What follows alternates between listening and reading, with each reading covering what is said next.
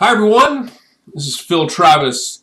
This announcement is for week 13 here in American History Part 1. This week we are going to be reading from our textbook, Eric Foner, Chapter 14. We're primarily going to be looking at the Civil War this week.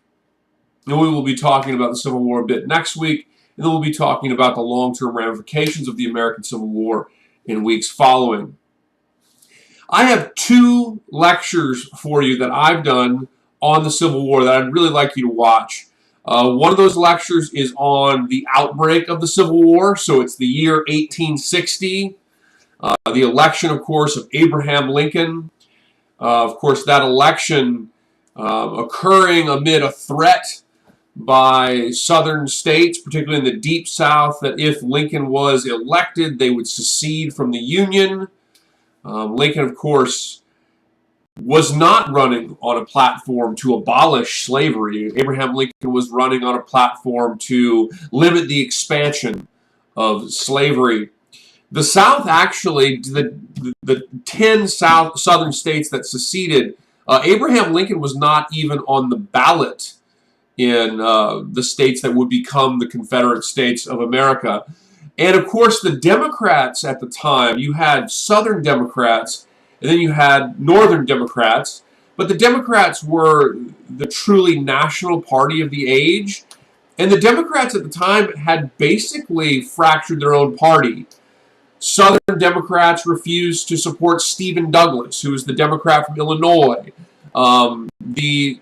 The mid-Atlantic states, like Virginia, for example, refused to support the Southern Democrats. They also refused to support the Northern Democrats behind Stephen Douglas, and they nominated their own. They created really their own party, the Constitutional Party, and they nominated their own candidate.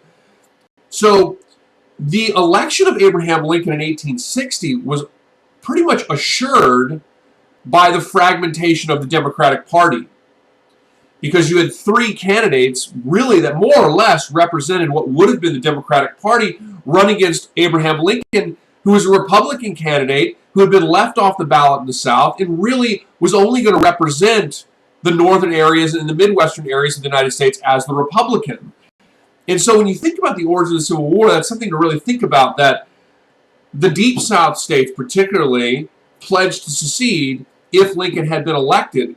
But the action of that political faction had actually basically guaranteed that Lincoln would be elected, because they refused to nominate Stephen Douglas as a national candidate, and instead the Democrats fractured. There was Stephen Douglas, there was John Bell, and there was Breckinridge. There were three different candidates representing what would have been really Democratic strongholds. Therefore, they fractured themselves, and they allowed Abraham Lincoln to, as a result of that, carry the North as a Republican. And the Republicans were a sectional party. They weren't a truly national party at the time. This was, of course, their first election win for the president, and Lincoln becomes elected president. And of course, subsequently, the Deep South will secede. When Lincoln becomes president, Lincoln refuses to recognize the Deep South. And of course, upon a mission to Fort Sumter, the Southern forces occupying Fort Sumter, of course, would fire on the fort. And of course, the result would be the outbreak of the Civil War, as the South began to occupy Union territories and bases in the South.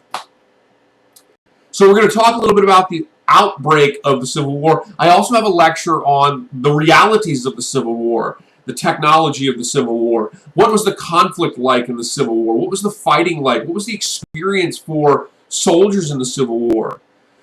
So I'd really like you to watch both of those lectures. They go into some greater depth than what your textbook goes into, and so I think it'll really help when it comes to the weekly discussion and to generally understanding this topic in American history. Okay, so our discussion forum this week. I also want to note, remember, coming up, not this week, but coming up in 2 weeks, you have your last option to write a paper for this course. Most of you have written one of the papers so far, and that's all you have to do. All you have to do is write one of the 3 paper options. However, there are still some of you that have not written a paper yet this term, and we're coming up on the last option. And I just want everybody to know that if you're in that boat and you don't write the 3rd paper option, which will be coming up 2 weeks from this week, not next week, but the following week, if you don't write a paper in this term, then what's going to happen is the papers are 20% of your grade, and what's going to happen is you're going to have a 0 entered for your paper assignment if you don't write one. And so at the end of the term, if you haven't written a paper, you're going to see 20% of your grade go down with 0. And that's going to significantly affect your grade negatively. So if you haven't written one of the papers so far, we've had 2 options thus far. And again, I think a majority of the class has written a paper. If you are not in that category, you need to write the 3rd paper. It'll be due in a couple of weeks. Make sure you do that. I'll talk more about the paper next week just to remind everyone. Of course, all the information is in the announcements throughout the term and in the modules. So just review that stuff if you're thinking about doing the 3rd paper. But I'll reiterate the guidelines for that, but just make sure you do that if you haven't done that already. Okay, so the Civil War this week. Here's the fact. Remember, easy bonus point. Just email me no later than Wednesday by midnight. Get that bonus point on a test score at the end of the term. I tabulate all of those points at the end of the term, and then I add it to one of your test scores. So it's going to bump your final grade up by 3, maybe even a little more, 3% or so. Here's the fact. Very straightforward for everyone. The Civil War was an incredibly devastating conflict in American history. So much so that to this day, the American Civil War is associated with the single bloodiest day in American history, the Battle of Antietam, and the American Civil War, to this day, remains the most deadly war that America ever fought in terms of American deaths and casualties. More Americans died in the Civil War than in any other conflict that the United States has fought, including World War II.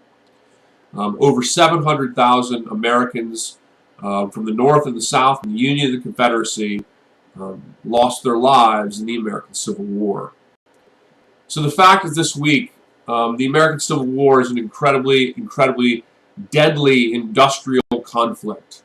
It is associated with the single bloodiest day in American history, with the Battle of Antietam, and it's also associated, still to this day, as being the most deadly American conflict in this country's history, with over 700,000 Americans dead.